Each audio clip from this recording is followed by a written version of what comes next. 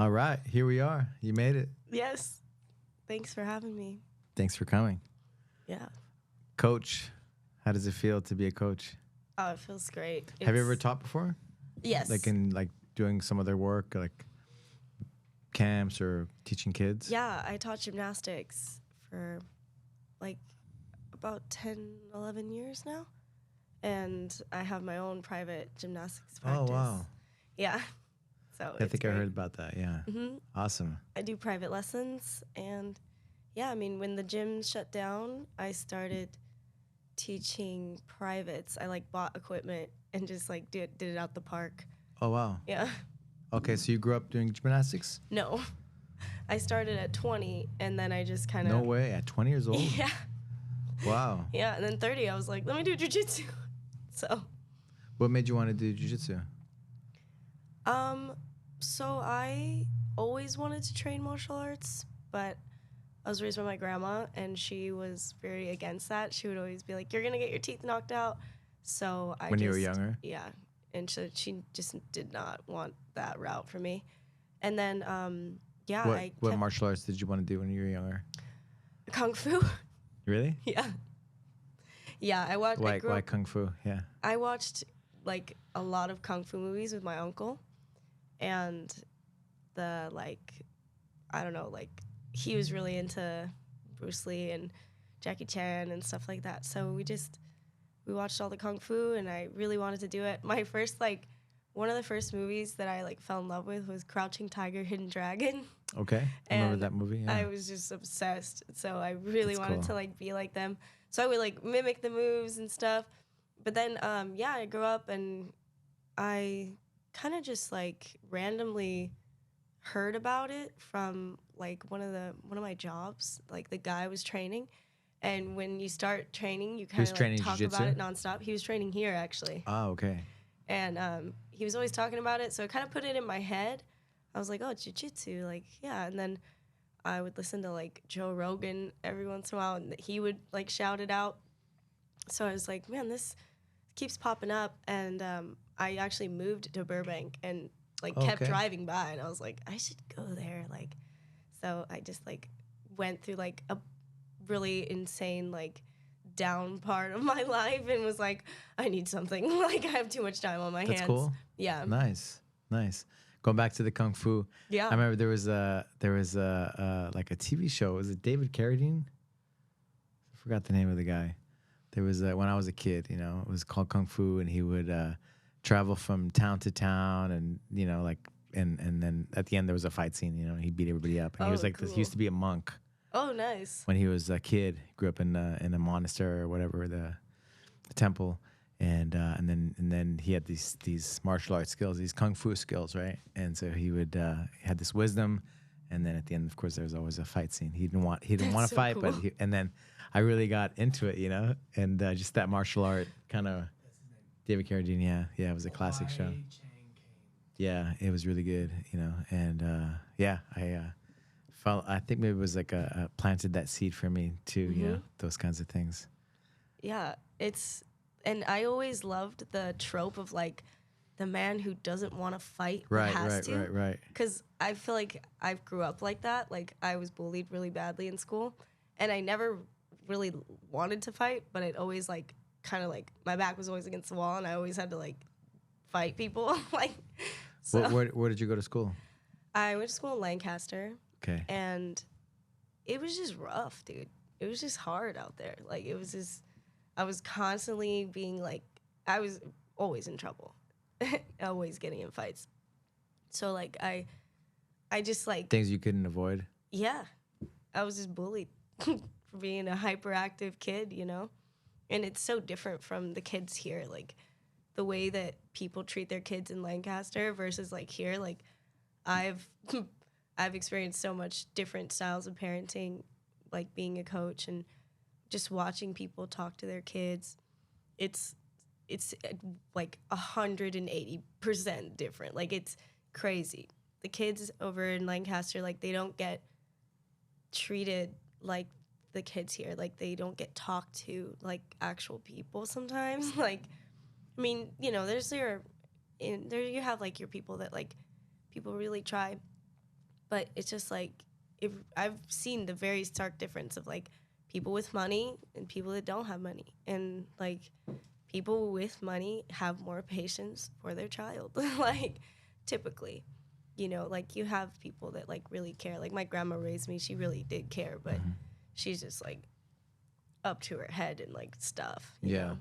That's a good point, right? It's a good point. Like in the wrestling world, they see it a lot more. And jiu-jitsu too can be, you know, can be just how the parents react to certain things, right, with the kids, and then, you know, healthy parents and just little not parents, but just the parent kid, you know, relationship, you know. Yeah. Seeing that in different settings, right? It's you know, it's like abusive, right? In certain senses. Gymnastics parents, same. Like, same, yeah, and it probably soccer, everything else, yeah, right? Your child, if your child is And in I don't a think it's sport, maybe even a money thing. It's just, you know, whatever it is, you know. Yeah. Their background and like I think that also like where I grew up, nobody really got to do stuff. Like I didn't do, like I ran track at school because it was free. You know, I did soccer, it was free. Like all the sports that were like free running sports, they were like, get the energy out of it, like put her in that. So I did all those, and you know, that was never like there was never like a crazy track parent, because it's like you're paying for shoes maybe, paying for the outfit, but you're not really weren't paying even that much. at the games or the meets, right? Yeah, no, actually, never really. And I've never had all through my track and cross country like career or whatever in school, no one came to my meets. Like I was just there, like, and you know, it's interesting because obviously as a coach now, I'm watching parents like show up for their kids, and oof, man, it gets me because I'm like, wow, like. You wish you would have had your parents. Oh, for sure. But like, just more than that, it's like, gosh, like, these people really want their kids to be great. And that's like so beautiful. It's so like, it just means so much. You know, I see like Guyan's dad every day almost, and, you know, Levon, and he's such a good dad. It makes me it makes me so happy.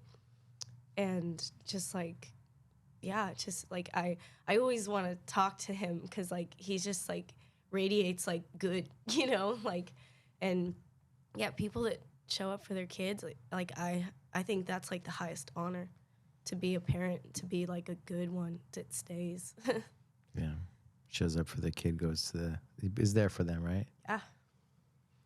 Yeah, sometimes I'm like, me and Adit with the Fret, different events, you know, we're doing too much, you know, but it means, you know, it helps. I know it helps. It does. Even for some other kids, you know.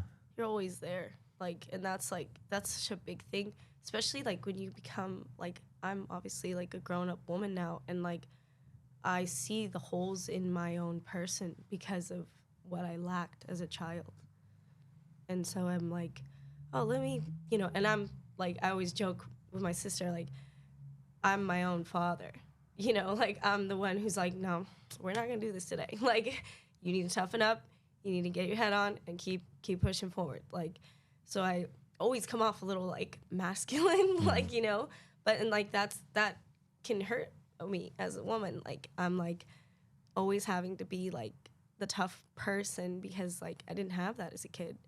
I had like my grandma, very strong woman, but she was like, there's 4 of us, there's 5 of us, but 4 brothers and sisters. You have how many brothers? So I have 2 older, 2 younger.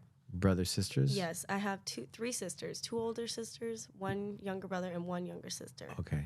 We were all so 5 put into the system as like young kids. So CPS came, took us away from our parents or whatever. Wow. Parents were addicts. My grandma stepped in, took 4 of us. My other little sister got raised by another family with, you know, a mom and a dad and like very well-off family.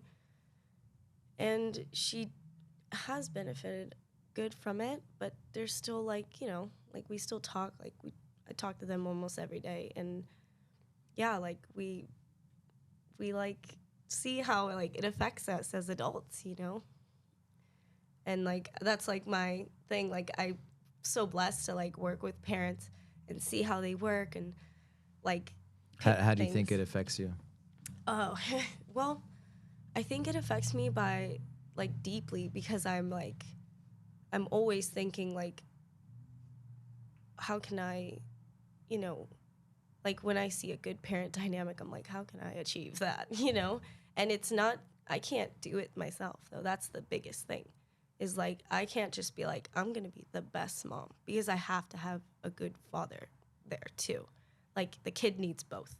You can't like just pick up and like have a kid and, you know, and it's like, it's so, there's so much to that though. Like, so it's weird.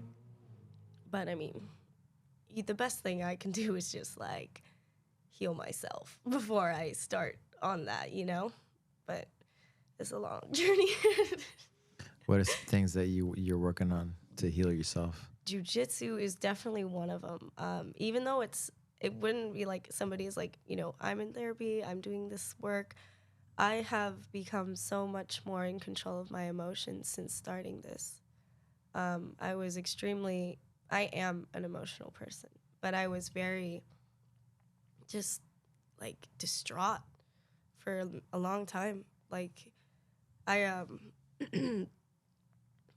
so I got emancipated when I was 17 because I like my home was also just really bad. So I like left from The foster my home? my grandma raised me, but you know, Your grandma's foster was your foster home.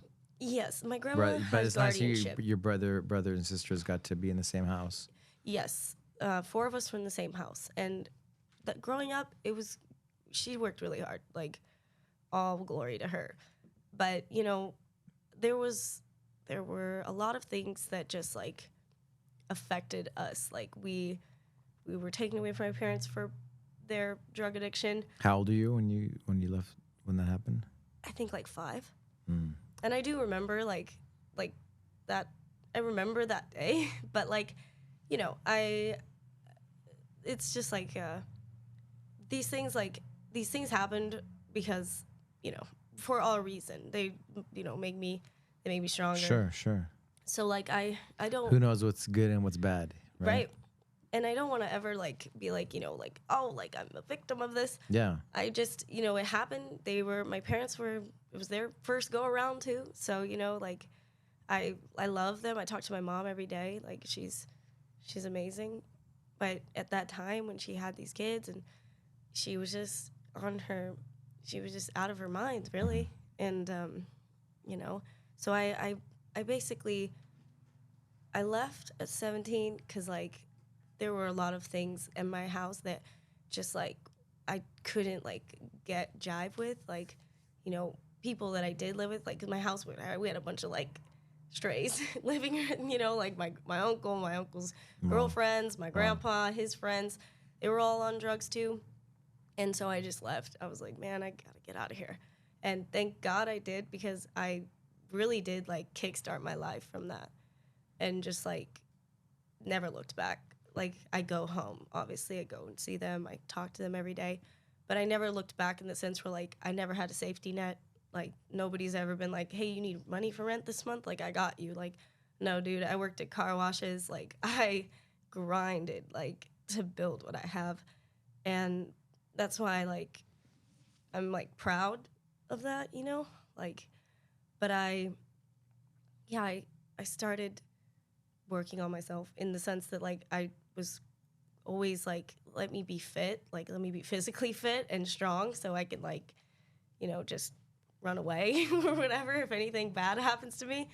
And then I started jiu-jitsu and it made me have a better mind. Like it really did. Like, and this is only 2 years in.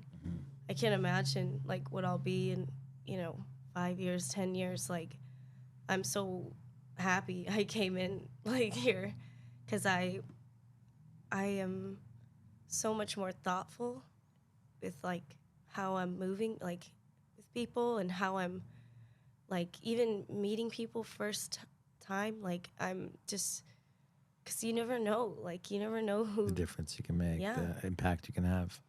and even like working with kids, I've always known that I'm gonna have an impact.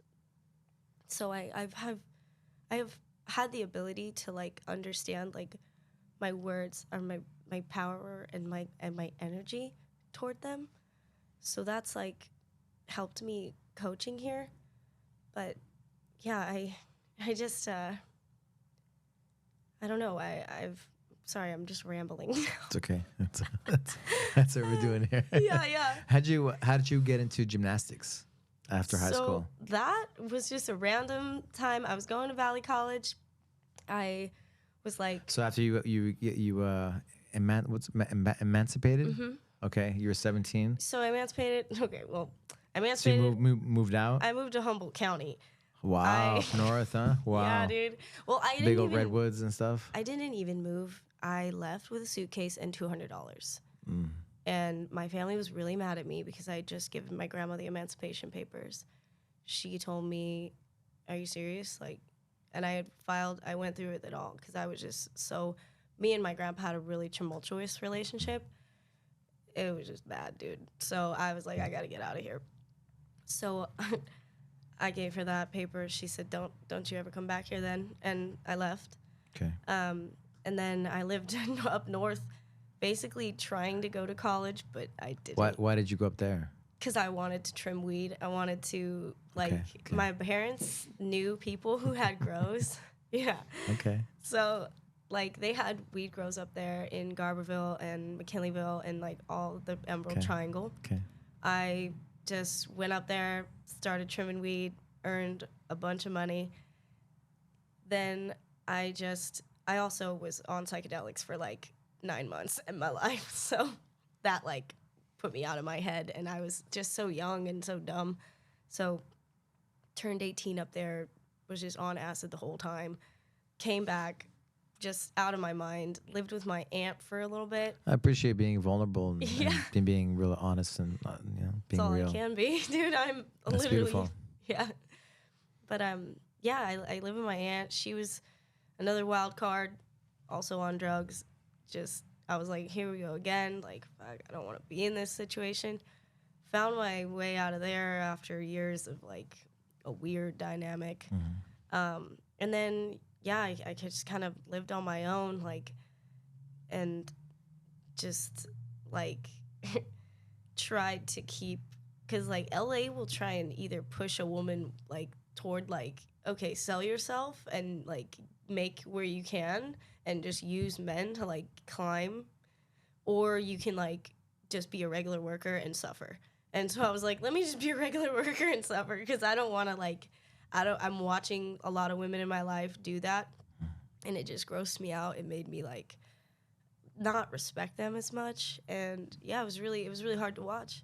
It's really hard to watch, like a lot of women in my life, my sisters, whatever, go through this type of dynamic with men, and like for what? Like it was just one of those things that like if like LA will just kind of put you in that situation, and it's sad, especially like when people know people. So it's like my aunt, she worked for the Lakers, and she had all these like men that are like rich, and she's like, she's one of those women that's just like, you should do this, or like, I'm giving you an opportunity. And it's like, no, you're not. You're straight up trying to coerce me into some horrible lifestyle that you live that sucks. Like, so, no shade to them, but I mean, that's what it is. I'm not going to sit up here and lie. Like, that's what my life has been.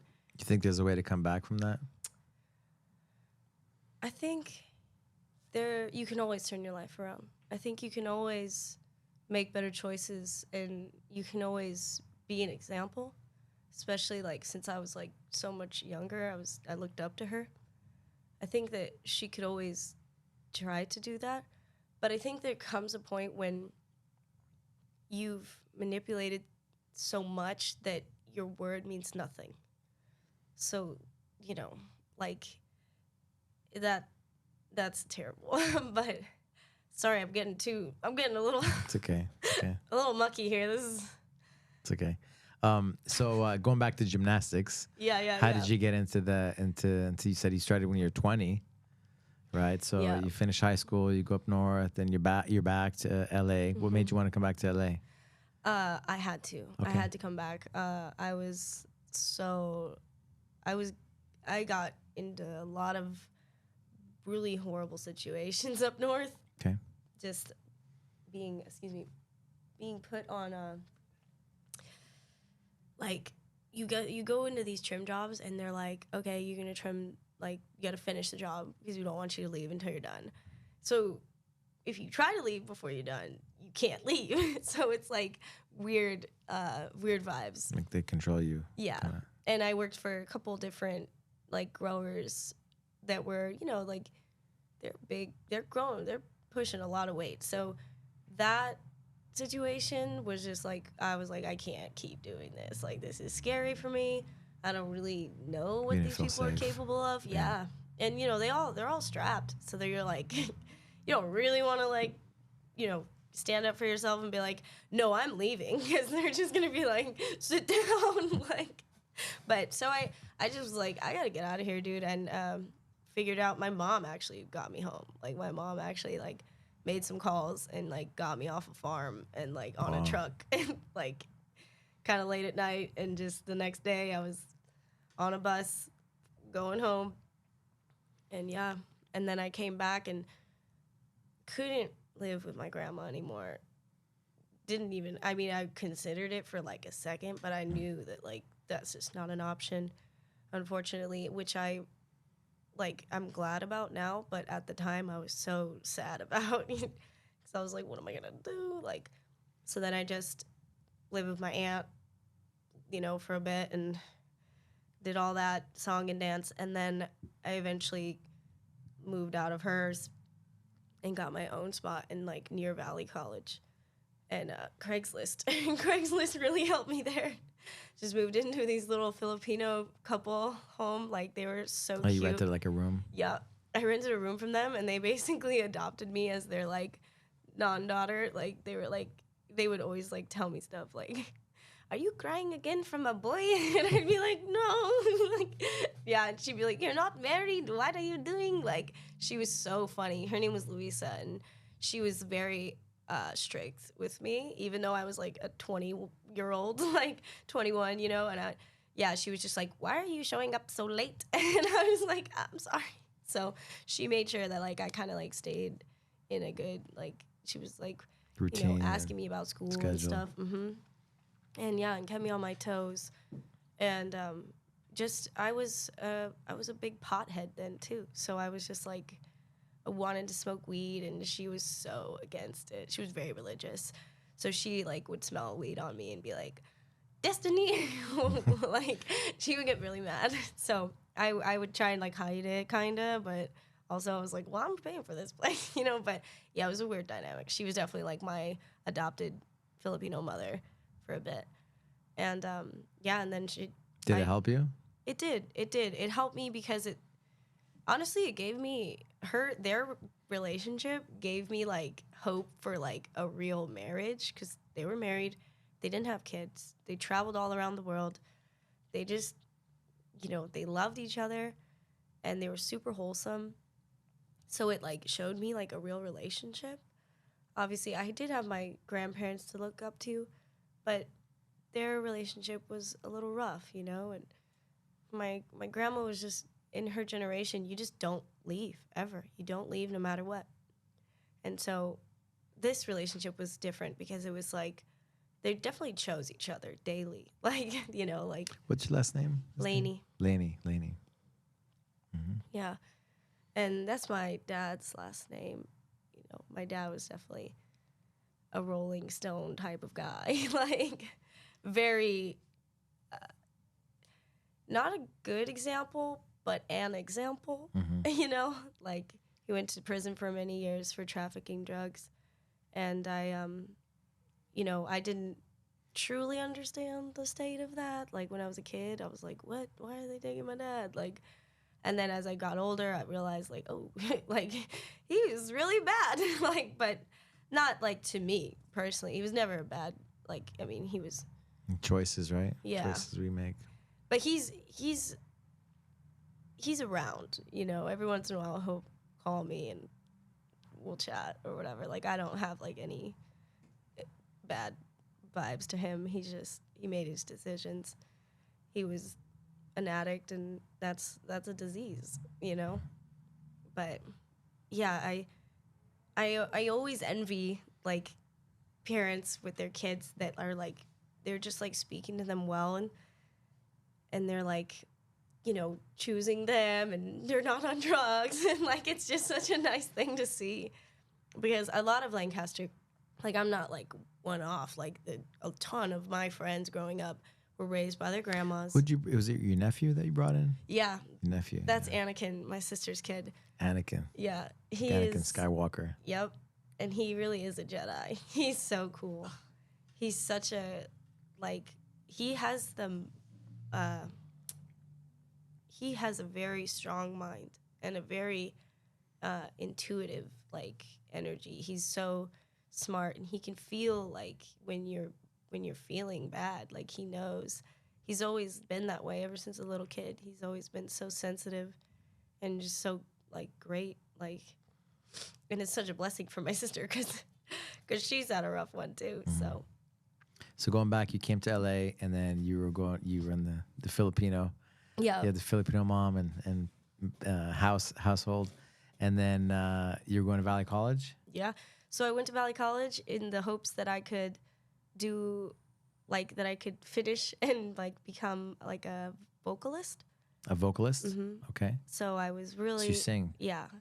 So all my life I've been in like choir, like school choir, and my grandma put me in a competition choir, and I was just so like into it. I was so into blues music and wow. Singing, yeah, and country music.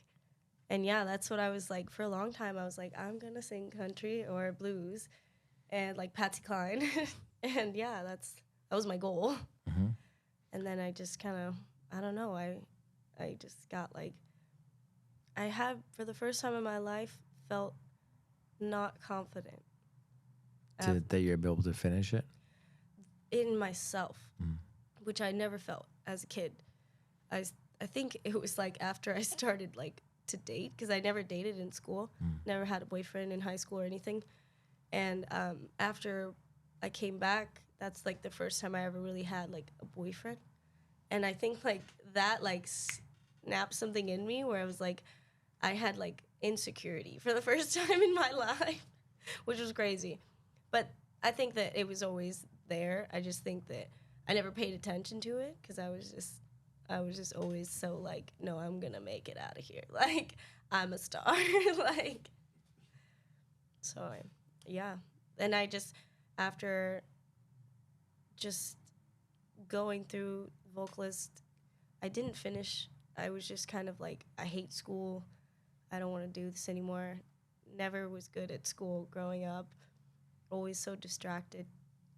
And yeah, I just kind of like found the gym and the kids, and I was like, this is better for me. Like, the gymnastic gym here. Yeah, and like just being with kids, like I didn't even care like if I was, honestly, it could have been any sport at that point in my life. I was just like, I want to work with kids. I want to do something where I'm like mentoring or whatever. And yeah, I was really good at it, like naturally. So it just kind of took off from there. Why do you think you're good at it naturally? I think that I've always been really energetic, and I think that I'm empathetic, and so I think that really helps with kids. I think that if you can kind of put yourself in their shoes and like feel what they're feeling or imagine what they're feeling, especially with all the sports I've done, because I'm learning the sport pretty closely to when I'm teaching it. So I'm like, oh, I know how this feels. Like, let me help you, because that's what happened with me in gymnastics. I knew how the conditioning felt. So I knew that, like, I can't, like, expect a kid to do something that I can't myself do. Mm-hmm. So I've always been that way as a coach. Like, I'm not going to make you do, 20 reps of something if I can't do that 20 reps. So like I've always practiced what I preached. Awesome. Cool. Yeah. And then martial arts. You were talking about just be leading by example, and then martial arts. Like, what were we talking about just before that? Lost my train of thought. It's okay. Me too. It's okay. That's me, man. I'm like a rabbit. Yeah, it was about martial arts and just you being a female. You being a female, and you think that's important for the little girls in the class, having a female coach. Oh yeah, I mean, think that having a woman on the mat in a martial arts setting is very important because there's less women in this whole, like, all martial arts in general. So I think that, like, if a girl can show you something to little girls, it's like it adds an extra, like, note of confidence to them. And I think that with boys, that they see women practicing martial arts, it's adding something to them too, because they know that we're all capable of this, like, not just boys can do this. So that's really a strong thing to have. Like, I mean, like, I always have watched certain people teach or, like, seen them, like with Professor Erica. I've always been like, she's got it. Like, that's a good coach, And that's, like, something I kind of like, okay, like, this is how you should run this type of program. Like, this is how you should work with kids. And it's very similar to how I've taught gymnastics, like giving a compliment, giving a criticism, and then a compliment. We call it a compliment sandwich. It's like, you can't just come over. You can't just come over and be like, praise, correct no, praise. no. Yes. And that's a big thing for kids, because they're so small. For especially kids, right? But all of us. Oh, yeah. I mean, you don't realize that you're working with a bunch of children until you work with a bunch of kids, and then you go with adults and you're like, oh, these are kids. Like, that's how I feel. Like, we're still our child, our inner child. Like, were you praised growing up? Was I praised when growing up? Yeah, I think I was really, my mom was really like a super mom and very, I couldn't do wrong. So she praised me a lot, I think. Oh, you have siblings? I have an older sister and I have a younger sister. Oh, nice. My younger sister is a lot younger. So my older sister is close to my age. So we grew up together. Oh, that's cool. And then I had a younger sister who was 12 years younger than me. That's cool. So it was nice, yeah. That's a big gap, man. And I was, 12. I was good at certain things as a kid and brought a lot of joy, I think, to my mom. My mom, like, raised us, she was like a single mom. So that was good. It gave me a lot of confidence in different things. Yeah. But yeah, I always tell people, like, I was very loved, by my mom. I mean, Which helps, It is. But, like, it's given me a lot of confidence in life. That is. And it's important, It is so important. And to be praised is very important. I think that's why I'm a good, like, kid person, is because I didn't have praise growing up. I just not one of the things that was like, that happened. They need to do this. There was no knowledge of that. So I think that, especially where I come from, like, it's just not, you just tell them what not to do, and then, tell them what to do, and that's pretty much what the thing is. It's not, there wasn't, like, a highlight on that. Like, I see a lot here in my coaching with gymnastics and jiu-jitsu. People really want to make sure that their kid is validated, and that's one of the things that humans need. We need validation. Otherwise, we get drained and like, feel empty. That's like, you could live off of validation alone. You know what I mean? Like, validation are we is good love. enough, right? Everybody has insecurities. Are they good enough, right? You can say, the most powerful, the strongest, you think the strongest, but that's what makes us human, right? is being having insecurities. Am I good enough? Yeah, and I think that if you spend your whole life wondering like, am I good enough, or never being told like, hey man, you're really good at this, or like that, what you're doing is excellent. Like that actually started for me 2 years ago when I started here. Like people were like saying nice things to me, and I was like, oh, this is It's okay. It's okay. this is different. Like, I wasn't used to that. I was like, at first, I think naturally when somebody grows up like me, they think like, what are they trying to do? You're kind of like, What do you want to get out of me? yeah, like, what do you want? All right. Like, so that kind of was my vibe for a long time. And then I started to, like, obviously you're like exchanging energy every day with these people. So you kind of realize like, this is like different. Like this is like genuine, authentic. Yeah. And I really hadn't experienced that. And you're being in these vulnerable like positions and training and choking. Who would have thought it, right? Choking and getting arm bars and stuff would have helped you be more connected, right, within yourself and then other people, the world. And you build bonds with people that like you just never had. Like I think for many years I went without truly really having a friend that wasn't like my sister. And so like having friends is so special to me.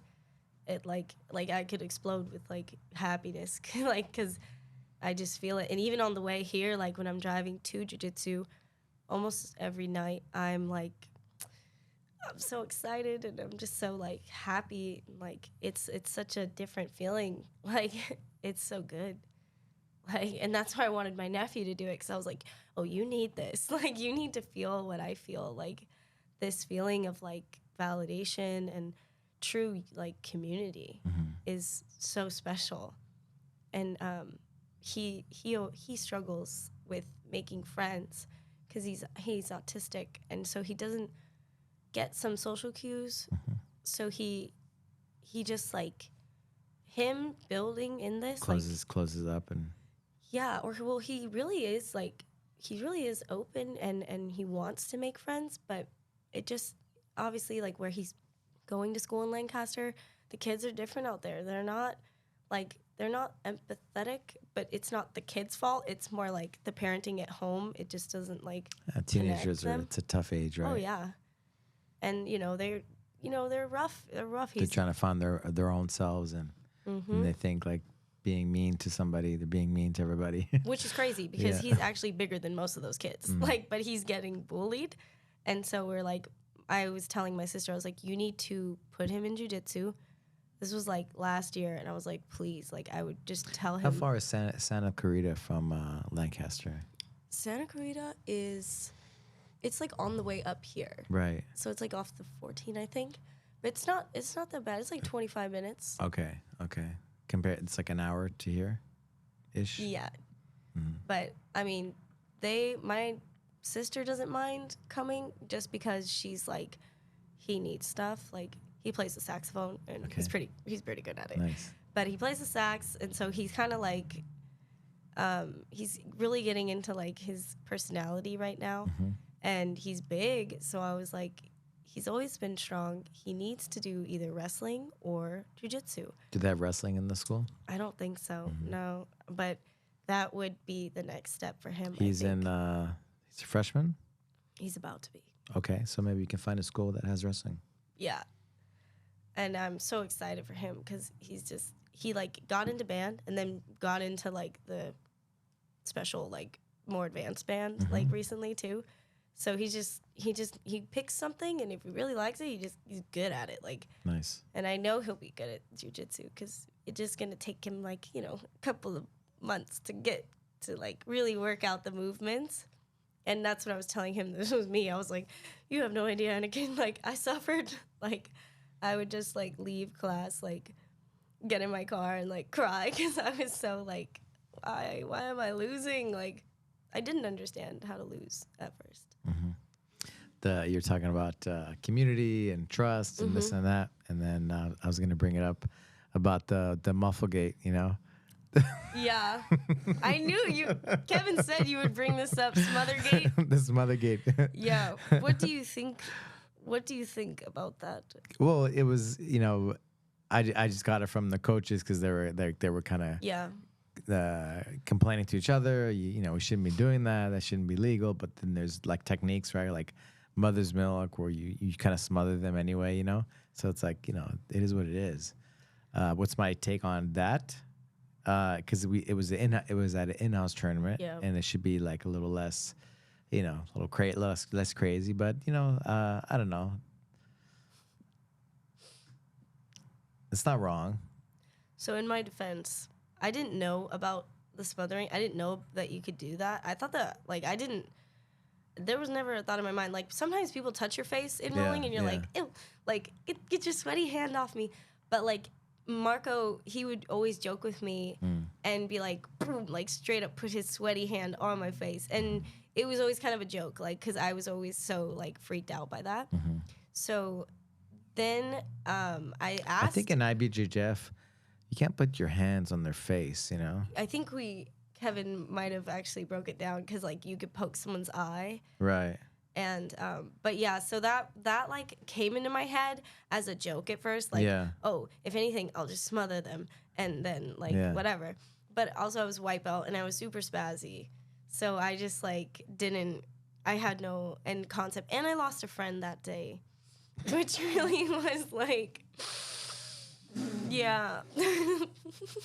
Because we would talk, me and her and I would talk in the locker room sometimes, and we were all like super cool, Yeah. So it just felt so bad because we stopped talking. So looking that. back at it now, yeah, you were asking me, what do I think about it? What do you think about it? Do you think it was necessary? No, I don't. I would never smother anyone ever again.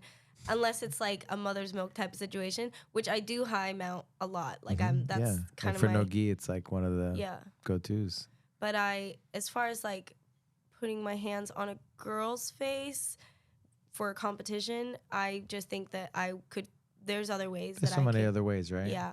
Now I know. Better technique, yeah. Yeah. I didn't know back then. I was so spazzy and I just wanted to win.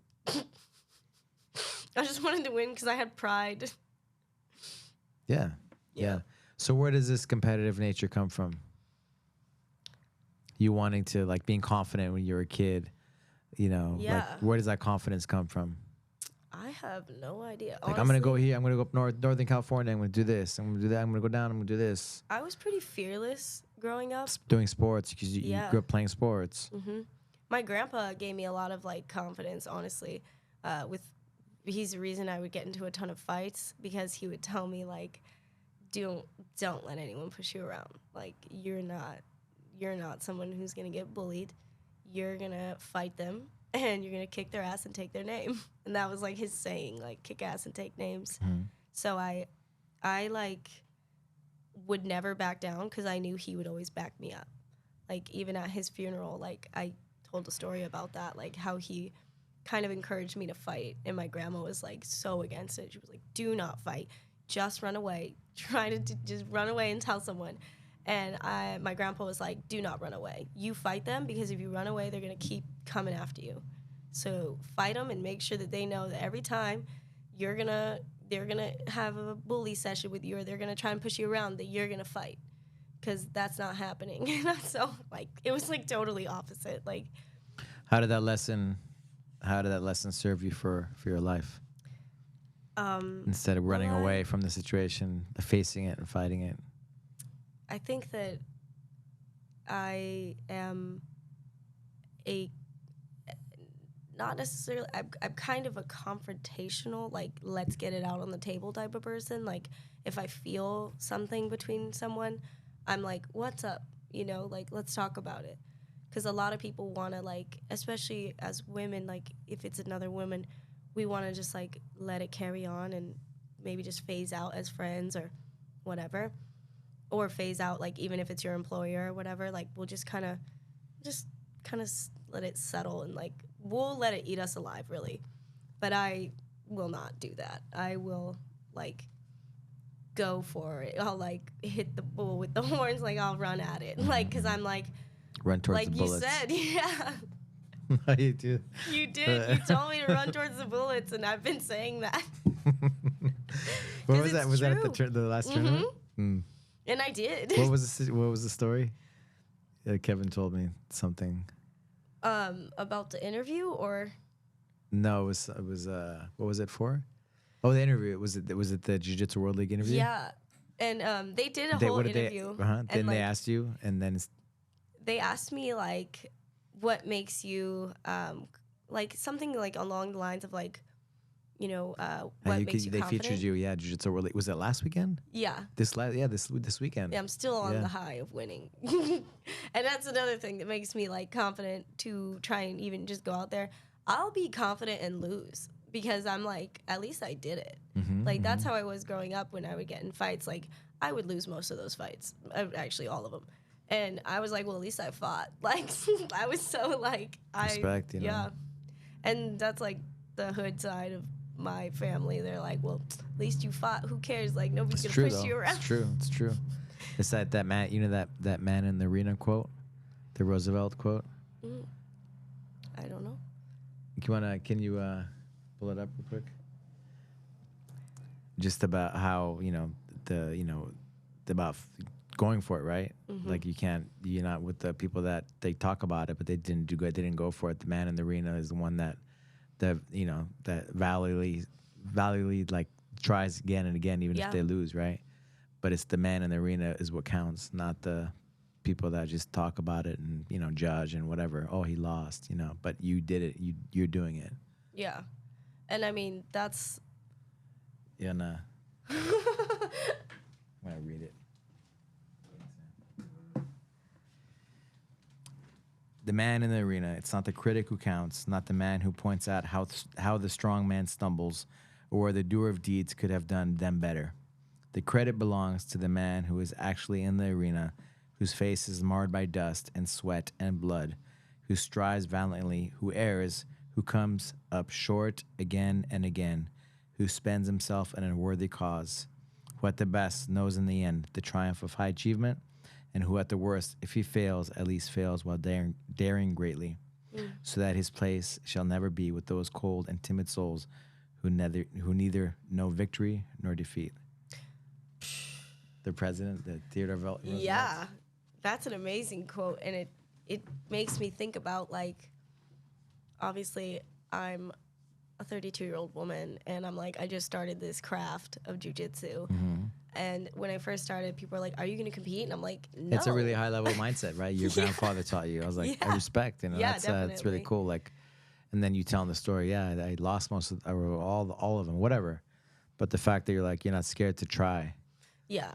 That's really high level. That's really beautiful, because a lot of people, I'd say most people, like they don't even dare to try because they're scared of maybe losing or whatever. But the fact that you're like, you face it.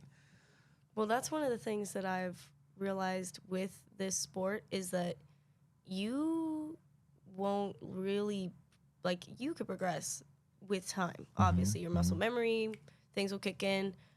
But if you want to progress faster and, like, I feel like, competing is kind of the way you're going to do that, because you just learn lessons that are, like, seriously, like, I need to get my elbows in. Like, and that's one True of them story. I learned recently. Yeah. Yeah. She almost got me in an arm bar in my first match. And that was just from me being just reaching out too long, too hyper to, like, really, like, think. Because when you get on the mat, you're like, like, all this energy goes through you. And then, obviously, like, the aggression starts and you're just like, oh, shit. Like, so, like, but, yeah, I did get my arm out because Andrea has been forcing me to get my arm out of arm bars for this past month. And, yeah, she's like, one of those people that, like, if she chooses you, you will be good, you know?